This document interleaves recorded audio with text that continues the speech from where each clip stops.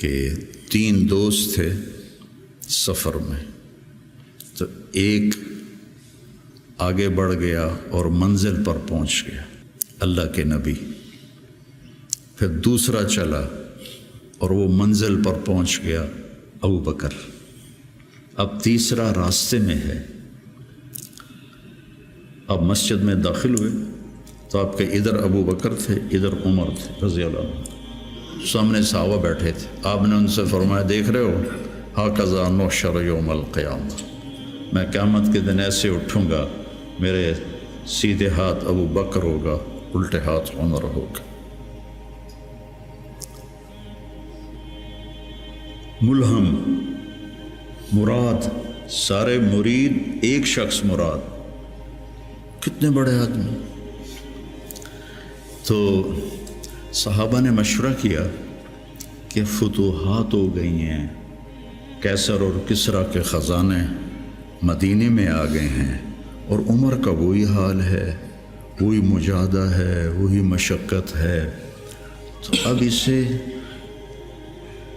نرم روٹی کھانی چاہیے۔ حضرت عمر کی روٹی کوئی کھا نہیں سکتا تھا، اٹک جاتی تھی گلے میں، اتنی سخت ہوتی تھی۔ تو انہیں لباس بھی، بڑے بڑے وفود آتے ہیں تو انہیں لباس بھی اچھا پہننا چاہیے، اور کوئی اب خادم رکھ لیں، اتنے غلام ہیں، کوئی خادم اپنی خدمت کے لیے رکھ لیں۔ یہ کون مشورہ کر رہے ہیں؟ زبیر بن عوام، طلحہ بن عبید اللہ، سعد بن ابی وقاص، عبد الرحمن بن عوف، علی بن ابی طالب، ابو عبیدہ بن جراح، 6 اصحاب عشرات المبشرہ میں سے 6 آدمی یہ مشورہ کر رہے ہیں۔ حضرت علی نے کہا مانے گا نہیں، جو تم مرضی کر لو۔ حضرت علی نے کہا نہیں مانے گا، کہا نہیں ہم انشاءاللہ منوائیں گے، ہم خود نہیں جاتے، ہم حضرت عائشہ کو بھیجتے اور حضرت حفصہ کو بھیجتے، دونوں امہات المومنین ہیں اور ایک بیٹی ہے، تو ان کی ضرور مانیں گے۔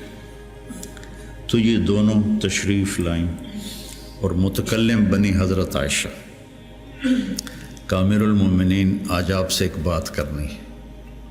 کہنے لگے کہو۔ کہنے لگے اللہ کے رسول کے دور میں نہ دنیا آئی، نہ اللہ کے نبی نے دنیا کا ارادہ کیا، تو وہ مشقت میں گزر گئے۔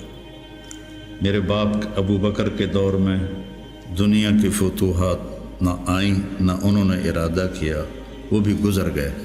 اب اللہ نے آپ کے لیے دنیا مسخر کر دی ہے اور لہر بہر ہے، اور آپ کا وہی حال ہے، آپ کچھ نرمی کریں۔ وہ جو پچھلی باتیں انہوں نے کہیں، غلام رکھیں، اچھے کپڑے پہنیں، بڑے بڑے وفد آتے ہیں، نرم کھانا کھائیں، نرم بستر استعمال کریں۔ اور عمر کا رنگ بدلنا شروع ہو گیا۔ تو حضرت حفصہ دیکھ رہی تھے بے ابا گیا چھت نال، تو جب حضرت عائشہ خاموش ہوئی تو کہنے لگے یہ بتاؤ تمہیں یہ کس نے بھیجا ہے؟ تو کہنے لگی پہلے کوئی ہاں نہ کرو تو پھر ہم بتائیں گے۔ کہنے لگے اگر مجھے پتہ چل جائے نا کہ تمہیں کس نے بھیجا تو میں مار مار مار کے ان کے چہرے لہو لہان کر دوں۔ پھر فرمانے لگے حفصہ تو گھر والی ہے نا، یہ بتا کبھی اللہ کے نبی نے 2 ٹائم کھانا کھایا؟ زندگی میں کبھی 2 وقت کھانا کھایا؟ وہ کہنے لگی نہیں۔ فرمانے لگے صبح کھاتے تھے تو شام نہیں کھاتے تھے، شام کو کھاتے تھے تو صبح نہیں کھاتے تھے، کہ جی اللہم نعم۔ ایک دفعہ تو نے ایک چھوٹے سے میز پر کھانا رکھ کے دیا تھا، تمہیں یاد ہے؟ تو اللہ کے نبی نے اٹھا کے زمین پہ رکھ لیا تھا اور کہا تھا آکل کما یاکل العبد، کہ جی اللہم نعم۔ تمہیں یاد ہے اللہ کے نبی کا ایک ہی جوڑا ہوتا تھا اور اسے وہ خود دھوتے تھے، اور بعض اوقات وہ خشک نہیں ہوتا تھا اور بلال آ جاتے یا رسول اللہ الصلاۃ، تو آپ کہتے ابھی میرے کپڑے خشک نہیں ہوئے، یہاں تک کہ نماز تاخیر ہو جاتی تھی اور آپ وہ خشک ہو کر اس کو پہن کے جا کے نماز پڑھاتے تھے۔ اور یہ بھی تمہیں یاد ہو، وہ کہنے لگی اللہم نعم، کہ یہ بھی تمہیں یاد ہوگا کہ ایک دن وہ جوڑا بھی نہیں تھا تو آپ نے پڑوسن سے چادر مانگی تھی جس کو لپیٹ کر جا کے نماز پڑھائی تھی، یاد ہے؟ کہنے لگی اللہم نعم۔ کہا نبی کا بستر کیسا تھا تیرے گھر میں؟ کہا ایک ٹاٹ تھا، اس کو میں دوہرا کر کے بچھا دیتی تھی رات کو۔ تو حضرت عمر کہنے لگے ایک رات تو نے اس کی 4 تہیں لگا دی، تو صبح اللہ کے نبی نے کہا حفصہ میرا بستر تبدیل کر دیا ہے؟ کہ نہیں یا رسول اللہ وہی ہے، بس 2 کی 4 تہ لگا دی۔ کہا اس کو دوبارہ ویسے کر دے، مجھے رات کو اٹھنے میں مشکل پیش آئی اس کی نرمی کی وجہ سے، یاد ہے؟ کہنے لگی اللہم نعم۔ تو فرمایا اللہ کے نبی نے کبھی 2 سالن کٹھے کھائے؟ اللہ کے نبی نے کبھی 2 سالن کٹھے کھائے؟ کہنے لگی نہیں، کوئی نہیں کھائے۔ تو حضرت عمر رونے لگے، فرمایا کہ جنہوں نے تمہیں بھیجا ہے نا انہیں جا کر کہو کہ 3 دوست تھے سفر میں، تو ایک آگے بڑھ گیا اور منزل پر پہنچ گیا اللہ کے نبی، پھر دوسرا چلا اور وہ منزل پر پہنچ گیا ابو بکر، اب تیسرا راستے میں ہے، ان کے راستے پر رہے گا تو پہنچے گا ورنہ بھٹک جائے گا۔ والذی نفسی بیدہ، اس رب کی قسم جس کے قبضے میں میری جان ہے، میں اپنے آپ کو اسی حال پہ رکھوں گا حتی تلحق روحی باللہ، یہاں تک کہ میں اپنے رب کے ساتھ جا کے مل جاؤں۔ جن کو اپنی ذات کی طرف نبی کی محنت متوجہ کرتی، تحریکیں اوروں کی طرف متوجہ کرتی، اور انبیاء کی محنت یا قوم اعبدوا اللہ ما لکم من الہ غیر، یا قوم انی لکم نذیر مبین ان اعبدوا اللہ واتقوہ واطیعون انی لکم نذیر مبین انی لکم ناصح امین۔ اور جب خنجر لگ گیا اور پتہ چل گیا کہ بچنا ممکن نہیں ہے، تو اپنے بیٹے کو بلایا عبداللہ بن عمر، فرمانے لگے جاؤ عائشہ کے پاس اور ان سے کہو کہ عمر اپنے ساتھیوں کے ساتھ دفن کی اجازت چاہتا ہے، اور امیر المومنین نہ کہنا، عمر کہنا، چونکہ اب میں امیر المومنین نہیں ہوں۔ اگر وہ اجازت دیں تو مجھے وہاں دفن کر دینا، ورنہ مجھے عام قبرستان میں لے جا۔ عبداللہ بن عمر رضی اللہ تعالیٰ عنہ تشریف لے گئے تو عائشہ رضی اللہ عنہ بیٹھی رو رہی تھی، تو انہوں نے عرض کی اماں جان میرا باپ عمر بن خطاب اپنے ساتھیوں کا قرب چاہتا ہے۔ تو حضرت عائشہ رضی اللہ عنہ نے روتے ہوئے کہا یہ جگہ تو میں نے اپنے لیے رکھی تھی، لیکن اگر عمر طلبگار ہے تو مرحباً بعمر۔ واپس آئے، کہا ابا جان ابشر قد اذنت، اجازت ہو گئی۔ کہ بیٹا ممکن ہے میرے شرم میں کہا ہو جب میں مر جاؤں نا پھر دوبارہ میرا جنازہ لے جانا اور باہر رکھ دینا، اور پھر ایک دفعہ دوبارہ پوچھنا، اگر اس وقت اجازت ملے پھر مجھے اندر لے جانا۔ اس میں حضرت علی آئے تو بڑے گھبرائے ہوئے تھے، تو حضرت علی نے پوچھا اتخاف من الموت؟ کہا نہیں، الذی بعد الموت۔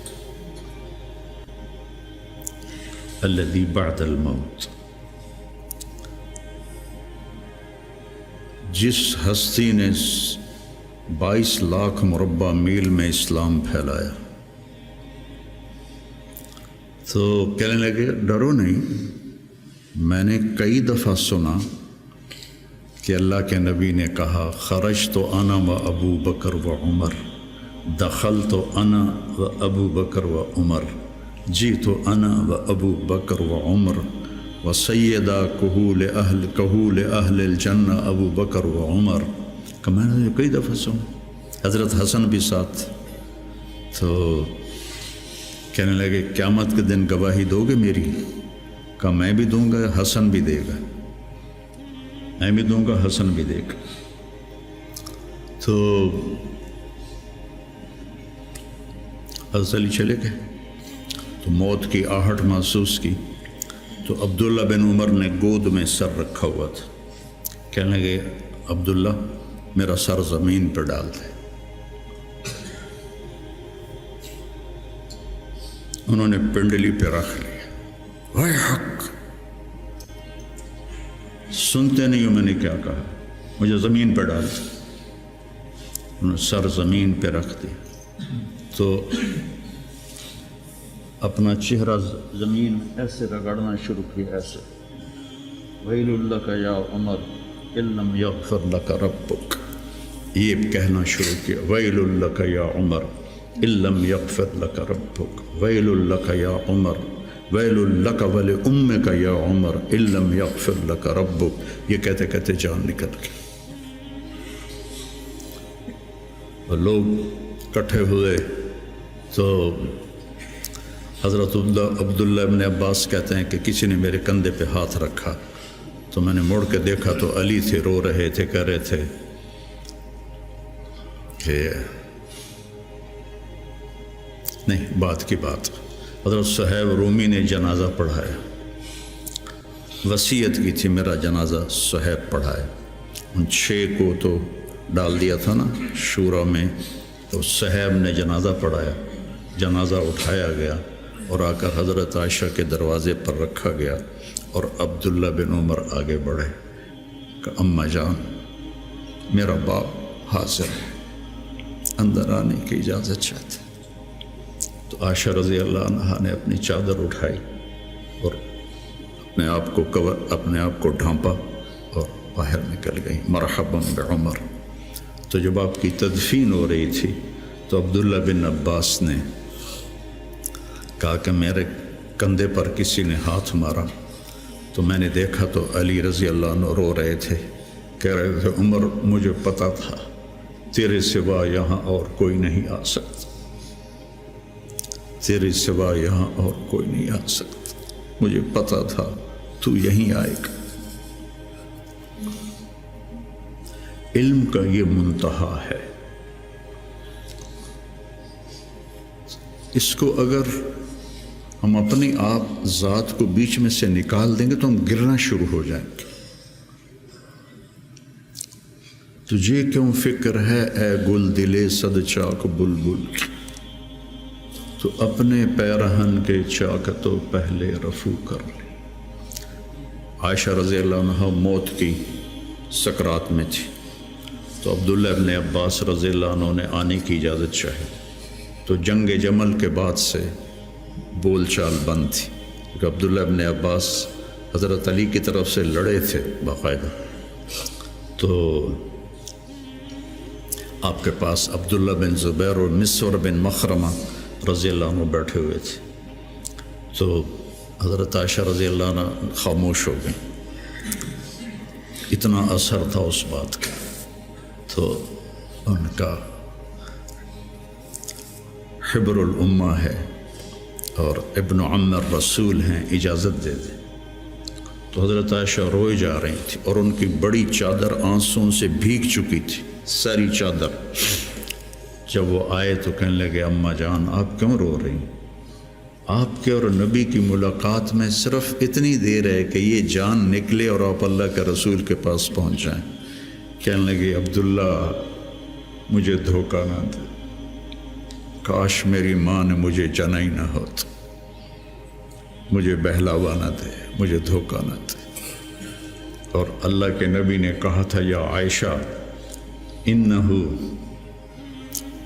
لیہون علی الموت ان اریتکی زوجتی فی الجنہ، عائشہ مجھے مرنا آسان ہو گیا ہے کہ مجھے پتہ چلا ہے تو جنت میں میری بیوی ہے۔ اور وہ رو رہی تھی۔ تو میرے عزیزو، اپنی ذات کو نہ بھولو، اپنی ذات کو سامنے رکھو گے تو آپ ترقی کرو گے، اپنی ذات کو بھلا دو گے اور عیب پکڑتے پکڑتے، کمیاں پکڑتے پکڑتے آپ کو اپنا آپ بھول جائے گا۔